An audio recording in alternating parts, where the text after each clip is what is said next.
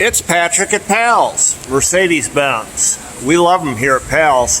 Chuck, why is this Mercedes-Benz here today? This gentleman had a brake job done in another state approximately a year ago, and either the technician didn't install the pins properly for the brakes.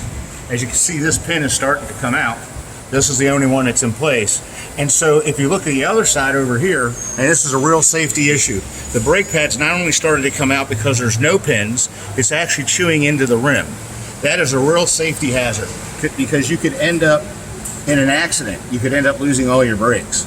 So what we need to do to remedy this problem is put new pins on both sides. He needs pads and rotors as well. Because of the pins being out, it's damaged the rotors on the vehicle. The rim itself will be okay because it's scored, but it's not scored so bad that you can't reuse it. So brake safety is extremely important because not only can you hurt yourself, you can hurt someone else. We at PALS always try to make sure safety issues are taken care of top notch. So if you have a safety issue, a brake issue, or you're concerned, bring it to PALS. Hope to see you soon.